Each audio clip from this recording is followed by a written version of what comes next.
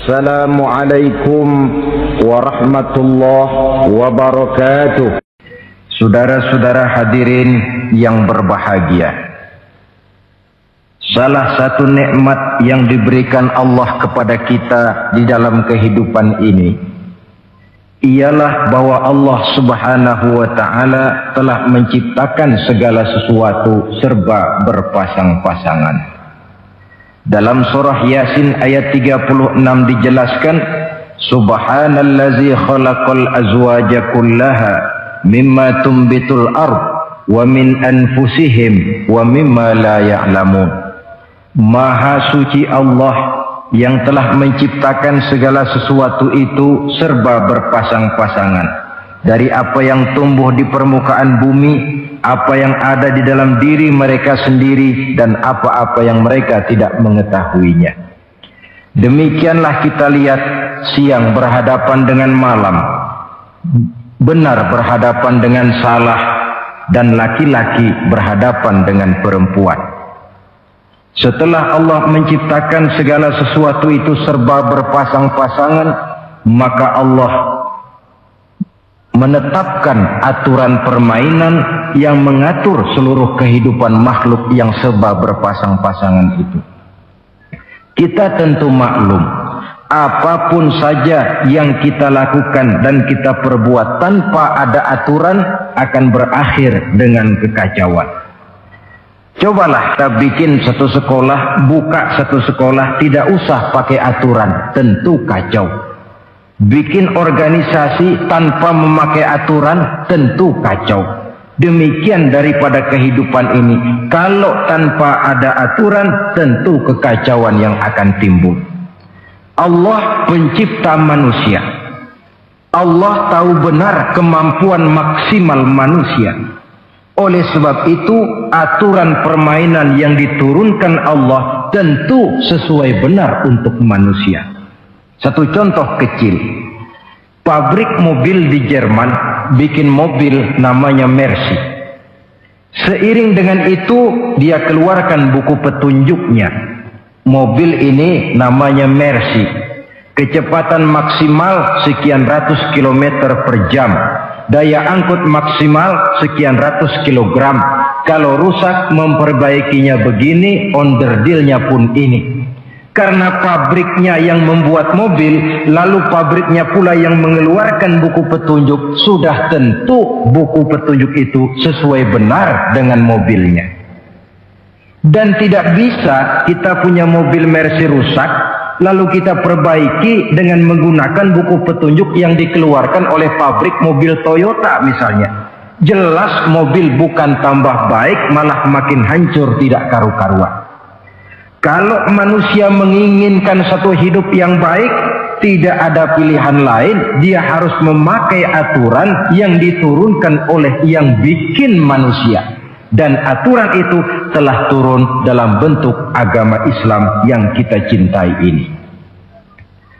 Manusia laki-laki dihiasi dengan perasaan senang cinta kepada perempuan. Itu biasa, normal, wajar. Tapi lalu Allah menurunkan aturan permainan yang kalau peraturan ini dilanggar akan membawa kerugian bagi manusia sendiri. Bahwa laki-laki senang sama perempuan itu normal. Agama membuat aturan silahkan senang, tetapi lewat satu pintu yang disebut nikah. Kalau peraturan ini diabaikan, yang rugi tentu manusia sendiri. Misalnya PLN keluarkan pengumuman, nanti malam mulai jam 6 sampai subuh listrik se-Jakarta mati total. Kita ingat, ini nanti malam saya giliran ronda. Pagi-pagi sudah kita siap beli batu baterai, masukkan ke dalam baterai.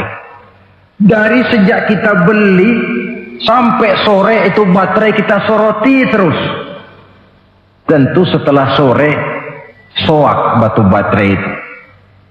Datang malam berangkat kita ronda, kalau disoroti lagi kan baterainya sudah nggak terang lagi.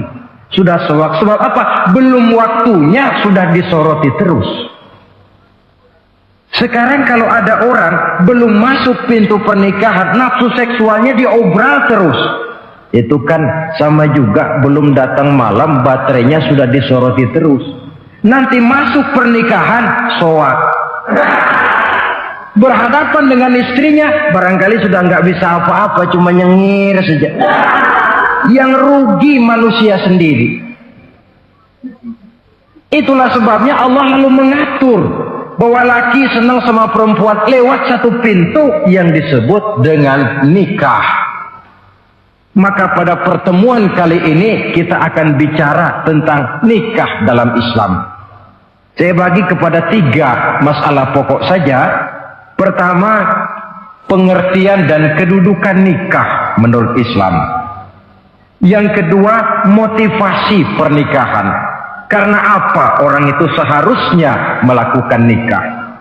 Dan yang ketiga, membina rumah tangga bahagia menurut contoh Rasulullah Sallallahu Alaihi Wasallam. Hadirin yang saya hormati, kita mulai dengan yang pertama, pengertian nikah. Dalam kehidupan sehari-hari ada 2 kata yang sering kita gunakan, kawin dan nikah. Kalimat kawin kelihatannya dipergunakan oleh semua makhluk hidup. Lain dengan nikah, ini hanya digunakan khusus untuk manusia muslim. Makanya kita sering dengar orang bilang, kucing kawin, ayam kawin, kambing kawin. Dan belum pernah kita dengar ada ayam nikah atau kucing nikah. Sebab apa? Nikah ini cuma dipakai oleh makhluk bernama manusia yang muslim. Apa pengertian nikah? Seorang tokoh, Abi Yahya Zakaria Al-Ansari, di dalam kitab Fathul Wahhabnya menjelaskan, an-nikahu aqdun yatadammanu ibahatal wat'i bilafzi inkahin au nahwihi. Nikah adalah akad, yaitu ijab dan qabul. Yang akad ini menjamin dibolehkannya pergaulan bebas antara laki-laki dan perempuan. Jadi kalau sementara anak muda kita beranggapan bagaimana Islam ini kolot, masa laki-laki tidak boleh bergaul dengan perempuan, itu anggapan salah. Islam bukan saja tidak melarang, malah menganjurkan laki-laki bergaul dengan perempuan sebebas-bebasnya, sepanjang pergaulan itu bisa dipertanggungjawabkan baik menurut hukum negara, lebih-lebih menurut hukum agama. Coba orang kalau sudah akad, sudah ijab kabul, ada saksi, ada wali, selesai itu dia masuk ke dalam kamar berdua, bergaul di situ sebebas-bebasnya, itu saya kira 100% halal. Tidak perlu lagi orang curiga, tidak perlu lagi sembunyi-sembunyi. Kenapa? Ini bentuk pergaulan yang bisa dipertanggungjawabkan. Kalau tidak, dengan dalih new morality, kebudayaan modern, lalu melakukan yang disebut free love, free sex, samen liven, hidup bersama tanpa nikah alias kumpul kebo. Dan saya kira itu kebo cuma mewakili saja. Artinya begitulah kalau binatang itu kumpul. Sebab kumpul kucing pun saya kira begitu, kumpul ayam pun begitu. Kebo cuma mewakili binatang dalam kalimat itu. Tengoklah berapa banyak sudah bayi-bayi yang lahir ke dunia ini tanpa tahu kemana dia harus memanggil bapak. Berapa banyak gadis-gadis bergelimpangan jadi korban dari orang-orang yang tidak bertanggung jawab. Itu semua merupakan ironi. Maka menjauhkan manusia dari aturan agama pada hakikatnya sama dengan usaha membinatangkan manusia. Bahkan kalau manusia sudah jauh dari aturan agama, sanggup berbuat lebih buas daripada binatang. Kita tahu yang namanya bajing itu makanannya cuma kelapa. Tapi bajingan itu bukan cuma kelapa, kabel telepon doyan kok bajingan itu. Jauh lebih buas daripada yang namanya binatang. Maka agama ini mengatur agar manusia sebagai makhluk yang mulia hidup secara mulia. Jangan manusia kita ini, binatang saja. Kalau saudara ada yang punya kucing di rumah, saudara taruh di depannya, saudara sendiri yang langsung kasih ikan di piring, kasih kucing. Aduh, dia akan makan dengan tenang, nikmat, lahap, tidak nengok kiri, tengok kanan. Kenapa? Dia yakin betul yang dia makan itu sudah resmi, sah. Sebab apa? Tuan rumah yang kasih. Tapi kalau si kucing ngambil sendiri di dapur, mencuri dia, setelah dapat dia bawa lari, makan pun tidak tenang. Kenapa? Mesti nengok kiri, nengok kanan. Rupanya instingnya pun bekerja. Ini bukan hak saya mencuri. Saudara-saudara, tengok orang yang sudah terlibat dalam pergaulan suami istri yang sah. Itu kan nggak perlu tengok kanan, tengok kiri, nggak perlu takut-takut. Kenapa? Sudah sah. Tapi kalau yang bukan istrinya, wah itu sudah seperti kucing nyolong ikan, tengok kiri, tengok kanan, tidak pernah mengalami ketenangan. Itu selintas pengertian nikah. Lalu bagaimana kedudukan nikah menurut Islam? Ternyata nikah dalam pandangan Islam tidak cuma sekedar untuk memenuhi kebutuhan biologis manusia. Tidak cuma sekedar untuk memperkembangbiakkan keturunan, tidak cuma sekedar untuk mendapat ketenangan hidup. Lebih tinggi daripada sekedar itu, nikah dalam pandangan Islam ibadah. Jadi kalau kita ditanya, Pak, ibadah apa yang paling enak dalam Islam? Jawabannya jelas, nikah. Begitu enaknya ibadah yang namanya nikah ini, sampai yang sudah pernah pun pengen ulangan. Namanya ibadah. Tetapi tentu ada konsekuensi. Oleh karena nikah ibadah, dan semua ibadah dalam Islam tidak boleh dikerjakan setengah hati atau main-main. Sholat ibadah, tidak boleh main-main atau setengah hati atau coba-coba. Puasa ibadah, tidak boleh main-main, setengah hati atau coba-coba. Dan oleh karena nikah pun ibadah, punya nilai sakral, juga tidak boleh main-main, setengah hati atau coba-coba. Dus nikah eksperimen tidak dikenal dalam Islam.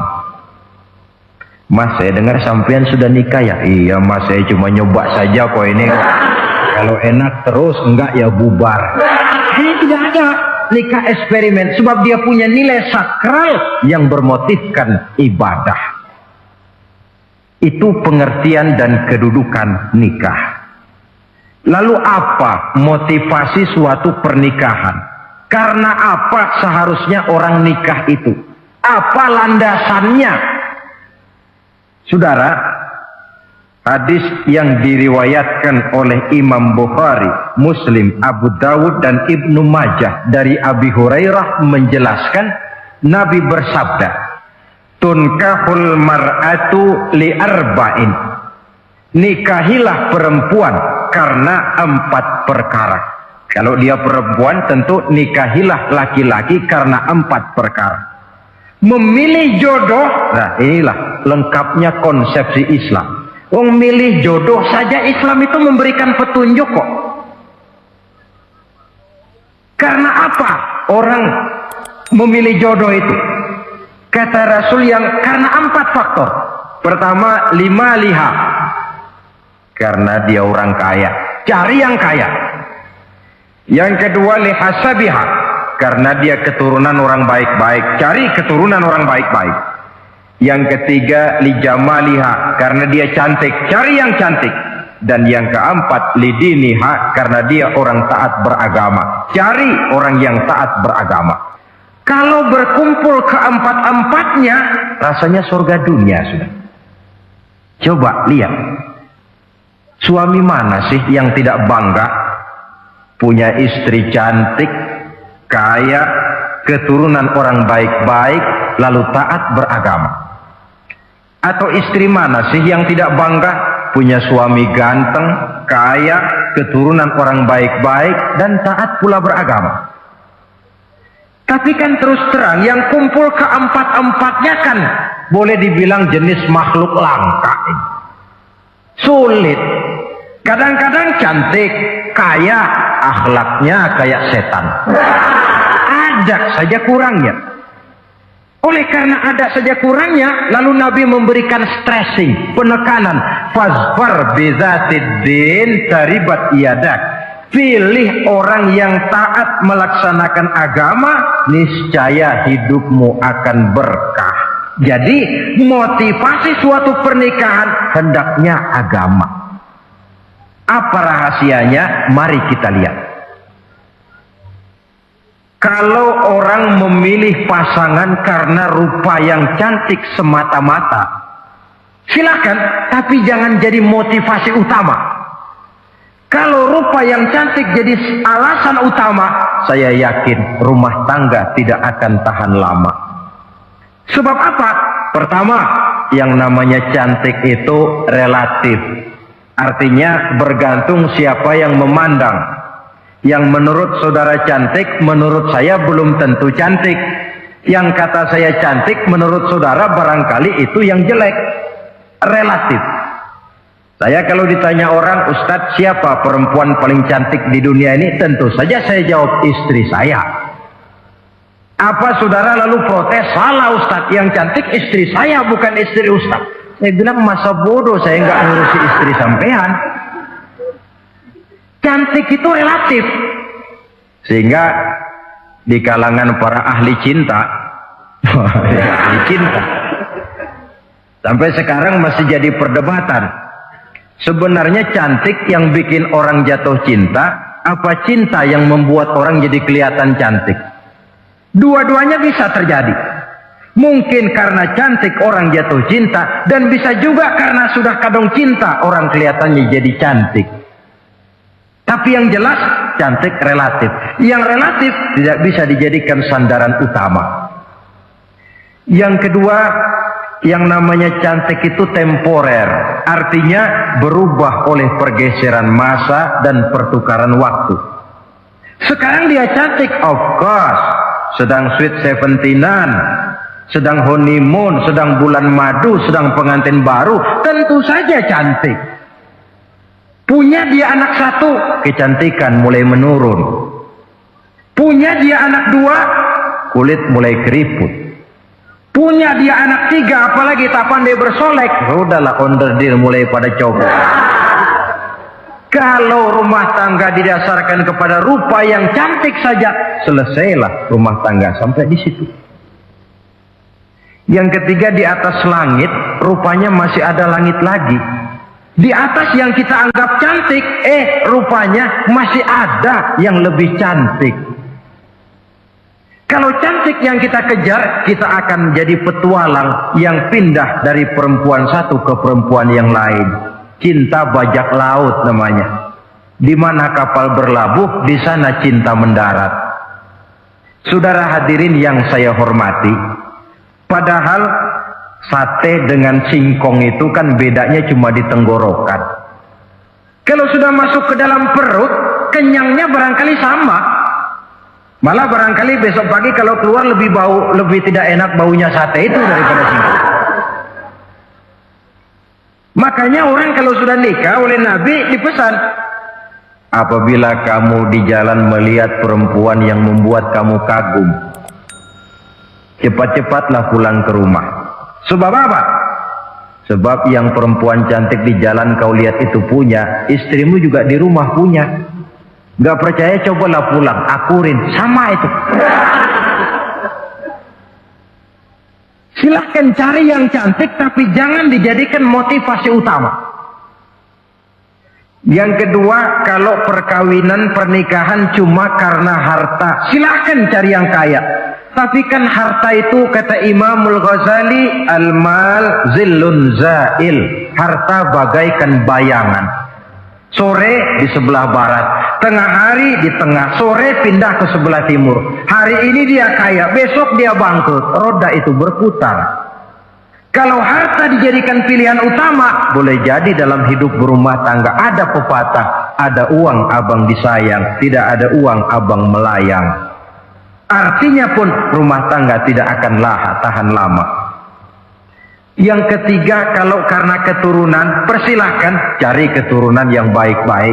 Namun toh pada akhirnya orang diajarkan bahwa kita ini mau besar atau tidak, bukan dengan jalan menyempeng kepada kebesaran orang lain, tetapi ditentukan oleh kepribadian kita sendiri.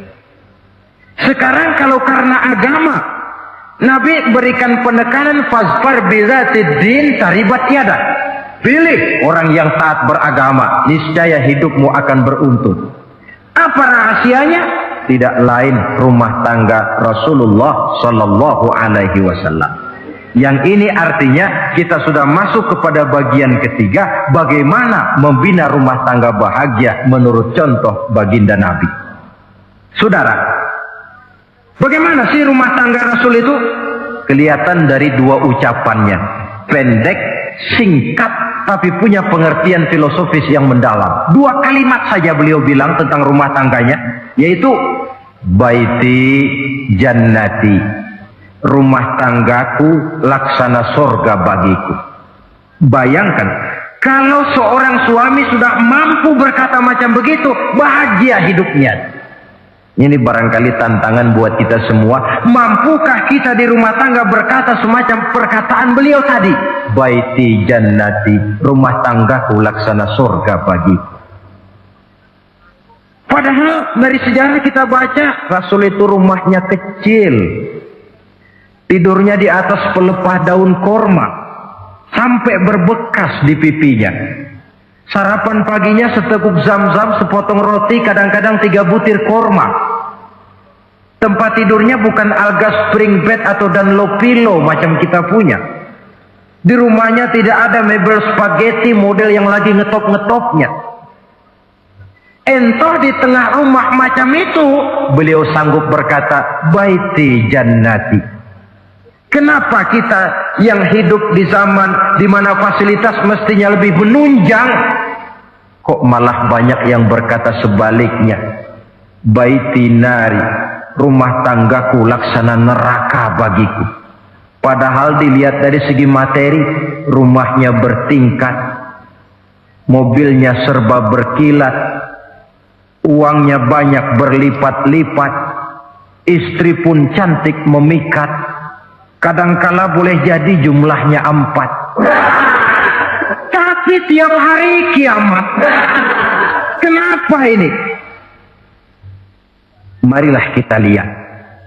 Ternyata rumah tangga Rasul itu motivasinya tidak lain agama. Agama menuntun suami dan istri masing-masing untuk tahu kewajiban dan tahu haknya. Kalau kewajiban sudah dilaksanakan, lalu hak diberikan, akan timbul pengertian, understanding.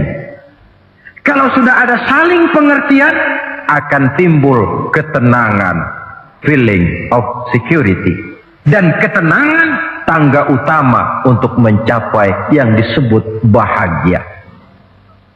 Itu sebabnya hakikatnya membicarakan rumah tangga yang berdasarkan agama tidak lain adalah bagaimana seharusnya seorang suami melaksanakan kewajibannya dan seorang istri melaksanakan tugasnya. Artinya kewajiban suami itu apa?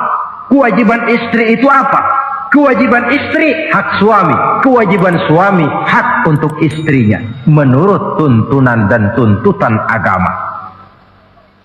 Saudara hadirin, menurut hadis riwayat Abu Dawud dari Muawiyah bin Haidah, satu hari Rasul ditanya, ya Rasul, apa sih hak istri-istri kami ini? Artinya kewajiban kami sebagai suami ini apa? Rasul menjawab, Pertama,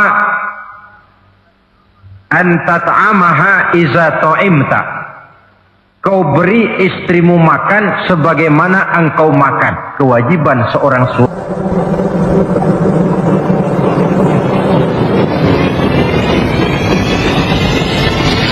Ladies and gentlemen, you cannot be wrong. This is ICJ Broadcaster.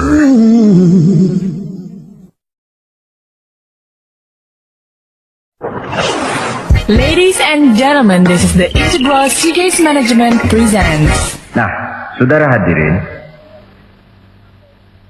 tetapi seorang istri pun kalau sudah diberikan nafkah oleh suaminya untuk mengatur makanan, dia harus pandai mengaturnya dengan sebaik-baiknya.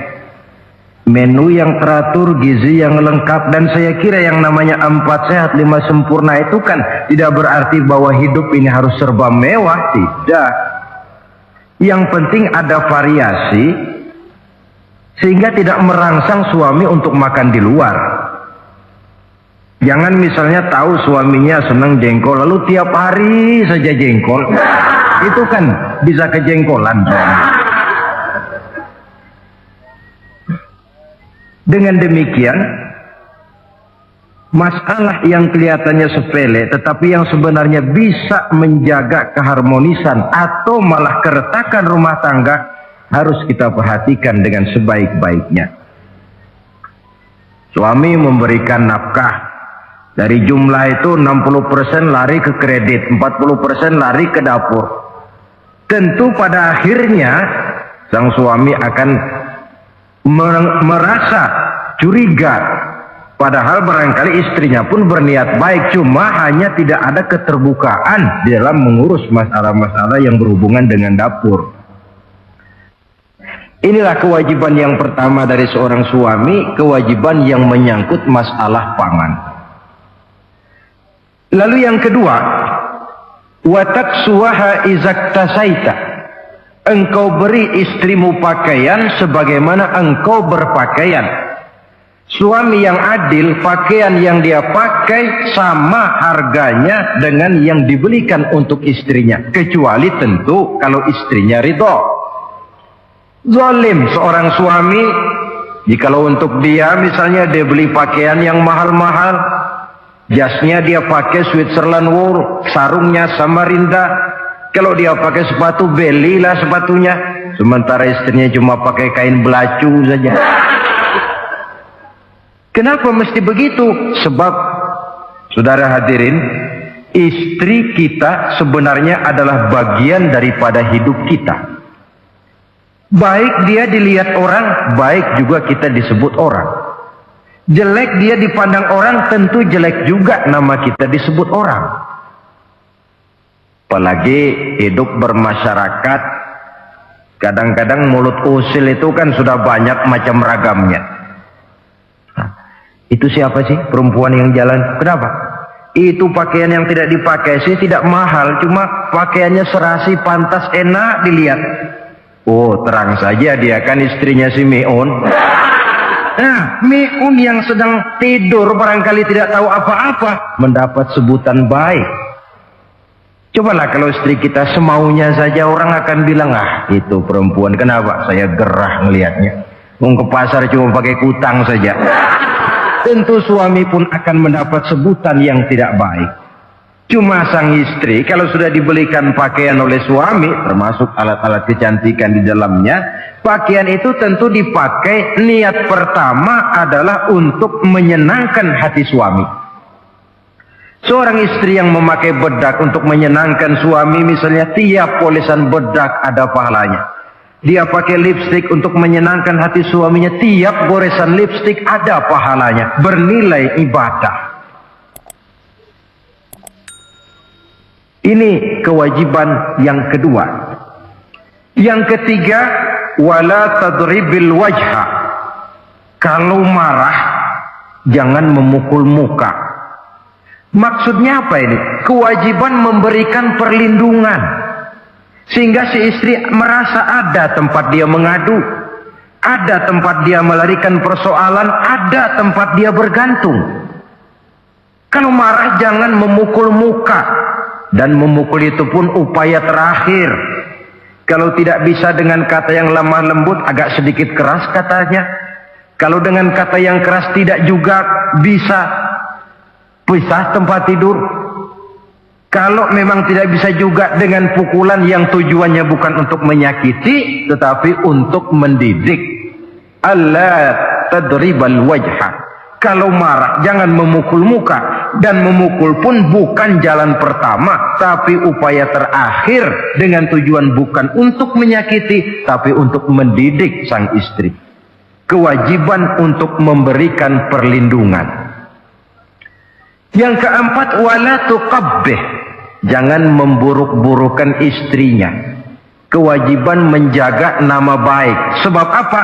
Dalam satu bahasa yang indah, Al-Quran menjelaskan bahwa suami istri itu laksana pakaian. Hunna libasul lakum wa antum libasul lahunna. Istri pakaian untuk suami, suami pakaian untuk istri. Lihatlah alangkah indah gaya bahasa Al-Quran ini. Diibaratkannya suami istri seperti pakaian. Apa fungsi pakaian? Pertama, pakaian itu kan jadi kebanggaan. Saya bangga memakai baju seperti ini, saudara bangga memakai baju yang saudara pakai. Artinya seorang suami harus berusaha menjadi suami kebanggaan istri. Dan seorang istri pun harus berusaha menjadi istri yang dibanggakan oleh suaminya. Jangan yang malah kemudian disesali. Itu kan kalau sudah marah orang kadang-kadang ucapannya nggak terkontrol. Istri marah sama suami, bang, nyesel gue punya laki kemarin. Sudah hilang lagi kebanggaan. Kalau kebanggaan hilang, wibawa pun hilang. Kalau wibawa sudah hilang, maka rumah tangga sudah sulit untuk dipertahankan. Yang kedua, yang namanya pakaian itu kan menutup aurat. Itu tujuan pakaian yang terpenting. Artinya di sini, kalau seorang istri mempunyai kekurangan, suamilah yang menutupi. Kalau seorang suami mempunyai kekurangan, istri juga harus berusaha menutupi. Jangan kekurangan suami diceritakan di pasar umum, atau kekurangan istri dibuka di mana-mana. Itu namanya suami istri tidak berfungsi sebagai pakaian, malah justru saling membuka aurat masing-masing. Iyalah kadang-kadang penyakit ini. Kadang-kadang yang namanya perempuan dari rumah itu berangkat ngaji katanya. Sampai di pengajian apa? Suaminya diakur-akurin. Bayu bagaimana suami? Wah, suami saya payah. Dipayahkannya suaminya di mana-mana. Atau aib dan kekurangan istri diceritakan di mana-mana. Orang bertanya, gimana mas istrinya? Wah, Pak Maju. Loh, kenapa istrimu kan cantik? Iya, soal cantik sih iya, tapi tidurnya kok ngiler ini. Nah, ini kan nggak perlu yang macam begini ini. Tidak bisa menjaga apa yang disebut security informasi. Fungsi pakaian sebagai suami istri tidak berjalan di dalamnya. Saling menjaga kehormatan diri. Ini yang keempat. Yang kelima, wala tahjur illa fil bait. Jangan berpisah dari istri kecuali di rumah. Maksudnya begini, kalau satu hari seorang istri suami marah kepada istrinya, tidak usah istri itu disuruh pulang ke rumah orang tuanya, ke rumah mertua lalu diusir. Tidak, cukup pisah tempat tidur saja. Ini mana maknanya wala tahjur illa fil baiti. Umpamanya, dek malam ini saya sedang tidak enak pikiran, kau tidur di kamar belakang lah, saya kamar depan. Cukup pisah tempat tidur saja, tidak perlu istri dipulangkan ke rumah orang tuanya. Nanti umpamanya tengah malam turun hujan, udara dingin, pikiran berubah, berasa perlu, kan tinggal manggil. Tidak jauh secara psikologis ajaran semacam ini bisa kita terima. Saudara hadirin yang saya hormati, ini pada prinsipnya kewajiban seorang suami. Kewajiban yang menyangkut masalah pangan, sandang, perlindungan, memelihara kehormatan, dan menjaga ketenangan di rumah tangga dengan menyelesaikan persoalan rumah tangga itu secara intern. Jangan belum apa-apa sudah mertua diundang. Orang tua dibon. Persoalan belum tentu selesai, tapi masalah sudah meluas. Cobalah kita selesaikan intern dulu. Kalau kemudian ternyata dianggap perlu mengundang orang tua, mertua, keluarga, baru kita upayakan ke arah itu. Ini kewajiban suami dan ini merupakan hak istri. Lalu bagaimana kewajiban istri sekarang ini? Istri kewajibannya merupakan hak untuk suami.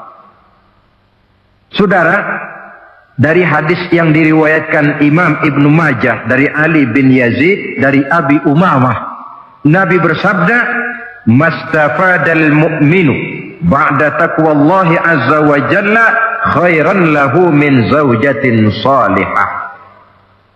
Bagi seorang mukmin, sesudah dia mempunyai sifat takwa kepada Allah, tidak ada yang lebih membawa manfaat selain daripada istri yang solehah. Istri solehah itu yang bagaimana? Yang hidup mampu melaksanakan kewajibannya. Apa kewajibannya? Kata Nabi, pertama, in amaroha atau athu. Kalau diperintah, dia taat. Kewajiban istri yang pertama, taat kepada suaminya. Begitu besar kewajiban taat kepada suami, sampai-sampai Nabi pernah menyatakan, "Lau kuntu amiran ahadan ayyasjuda li ahadin la amartul mar'ata an tasjuda li zawjiha." Kalau saja boleh, kata Nabi, aku memerintahkan manusia sujud kepada sesama manusia, tentu aku perintahkan istri untuk sujud kepada suaminya. Untung saja sujud kepada manusia tidak boleh. Kalau boleh, istri itu disuruh sujud kepada suami. Tentu karena besar hak suami atas dirinya. Yang kedua, ibadah sunnah tidak mendapat izin suami juga bukan saja tidak berpahala, malah berdosa. Umpamanya, pengantin baru, si istri kebetulan santri, malam minggu pesta, besoknya hari Senin. Si istri sudah kadang biasa hidup sebagai santri, hari Senin puasa sunnah. Dia bilang sama suaminya, "Bang, besok saya mau puasa sunnah nih, hari Senin." Kata suaminya, "Kalau kau puasa juga kau kejam. Lalu kau puasa, aku disuruh ngapain?" Tidak diizinkan oleh suami, dia puasa juga. Bukan saja tidak mendapat pahala, malah berdosa. Sampai amalan yang sunnah pun tidak diizinkan oleh suami, berdosa. Apalagi amalan yang mubah, apalagi amalan yang tidak ada dasar hukumnya, perintahnya. Sepanjang perintah suami tidak untuk maksiat kepada Allah, istri wajib untuk taat. Dalam hadis lain kita temukan Nabi bersabda, "Idza da'a ar-rajulu imra'atahu ila firashihi." Kalau seorang suami memanggil istrinya ke tempat tidur. Ini bahasa kinayah. Manggil ke tempat tidur kan tentu nggak perlu penjelasan. Masa mau nyambal di tempat tidur kan? Fa'abat. Si istri tidak mau. Lantaran istri tidak mau, suami jengkel. Fabata ghadbana 'alaiha. Sampai dalam jengkelnya tidur. La'anat hal malaikatu hatta tusbiha. Istri macam itu dilaknat, dikutuk oleh malaikat sampai datang waktu pagi. Kewajiban untuk taat. Namun sebaliknya, seorang suami pun jangan mentang-mentang istri wajib taat lalu overacting. Segalanya main tunjuk, segalanya main komando, segalanya main perintah. Sebab contoh yang diberikan oleh Rasul tidak begitu. Rasul kita baca dalam sejarah menjahit bajunya sendiri, memperbaiki kasutnya sendiri. Artinya yang bisa ya dikerjakan tanpa harus menggantungkan semuanya kepada sang istri. Kewajiban untuk taat. Nah, penutup tentang taat ini ada sebuah hadis pula di mana baginda Nabi bersabda, ayyumam ra'atin matat wa zawjuha anha radin dakhalatil jannah. Kalau seorang perempuan meninggal dunia, suaminya ridho kepadanya, maka perempuan itu akan masuk surga. Artinya, kalau seorang istri meninggal, ya dia tukang ngaji, ya tukang sholat, ya suka puasa, ya gemar sedekah, tapi meninggal suaminya tidak ridho, pintu surga belum dibukakan sampai suaminya ridho kepadanya. Ini menggambarkan tentang besarnya kewajiban taat seorang istri kepada suaminya. Ini kewajiban pertama.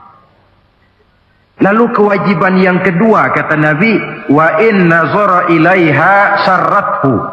Kalau dipandang oleh suaminya, dia pandai menggembirakan, menyenangkan hati suaminya. Menjadi istri yang pandai menyenangkan hati suami. Siapa contohnya? Kita lihat misalnya istri Nabi, diantaranya Sayyidatuna Khadijah radhiyallahu anha. Ketika Nabi pertama kali menerima wahyu berhadapan dengan malaikat Jibril, beliau kembali ke rumah dengan tubuh gemetar. Setibanya di rumah beliau berkata, "Zammiluni ya Khadijah."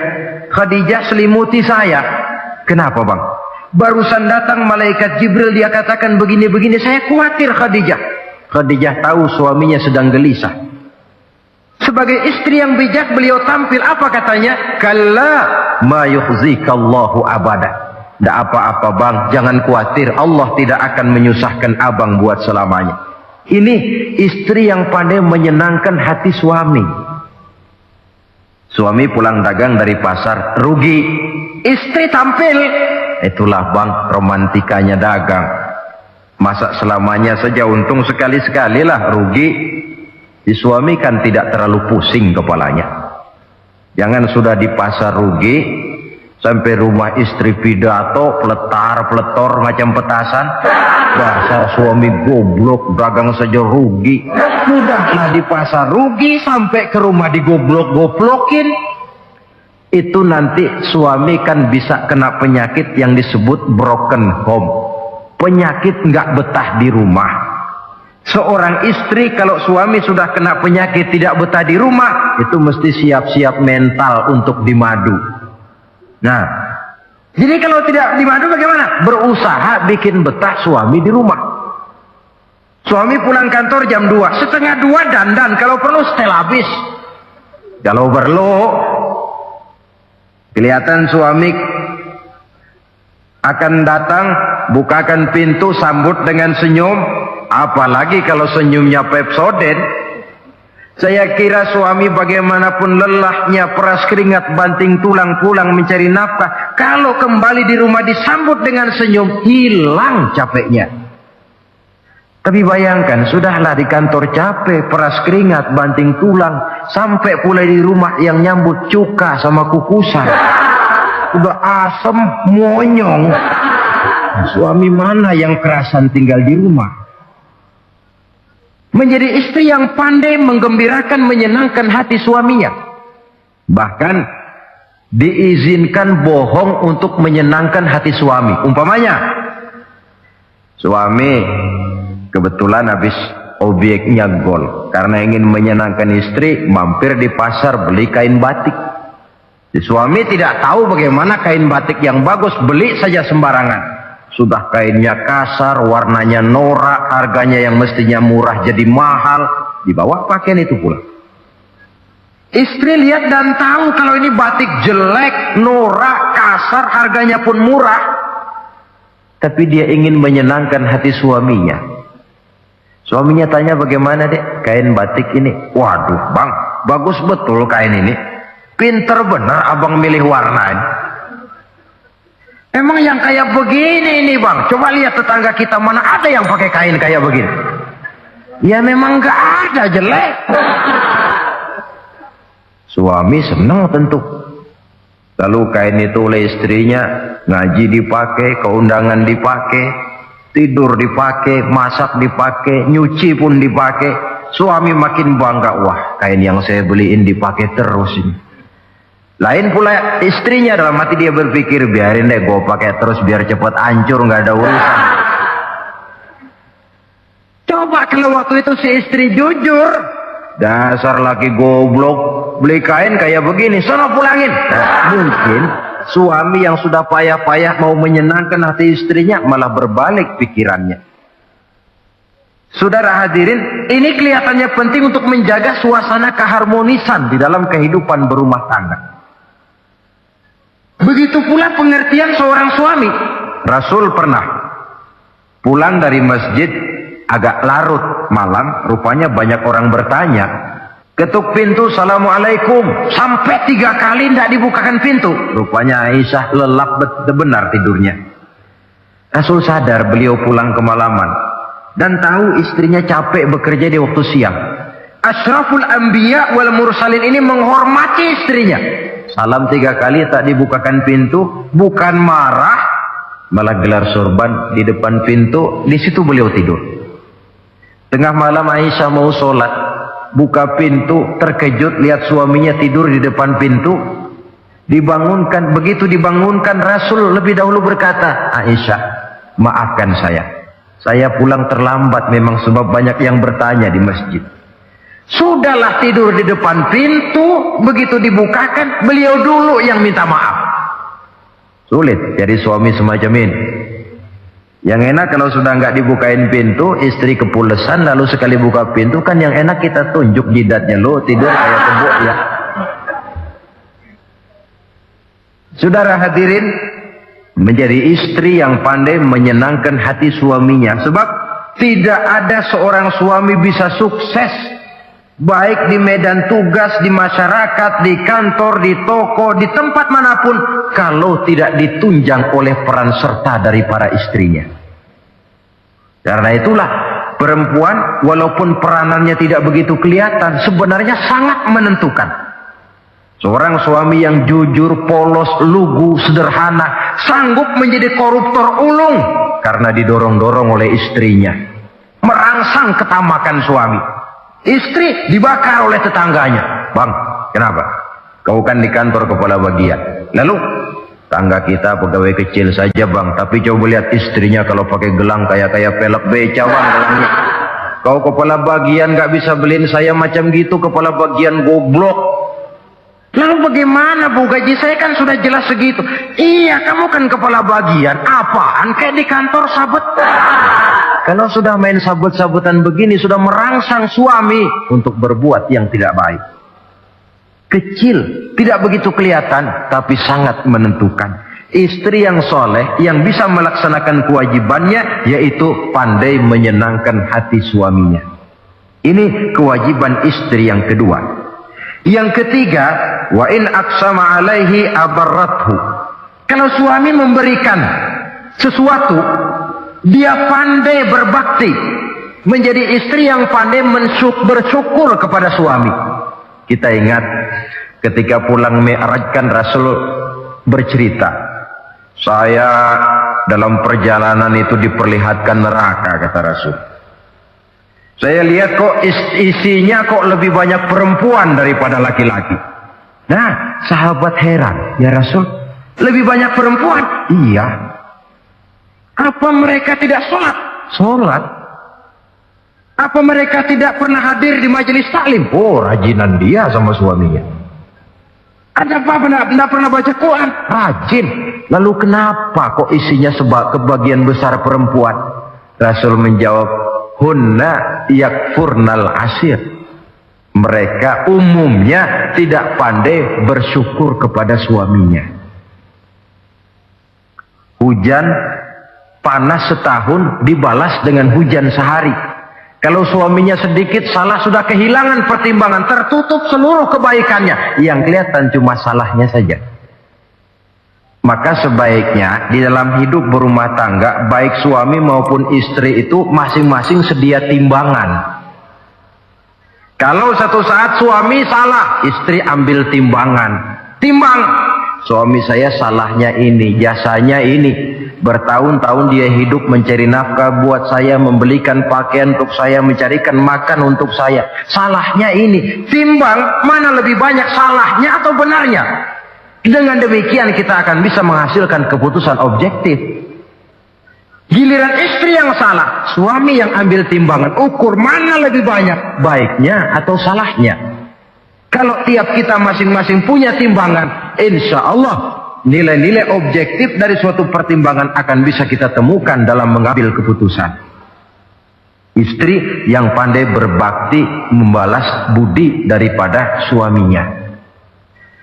Kewajiban yang keempat dari seorang istri, wa in ghaba anhu nasahathu fi nafsiha wa malihi.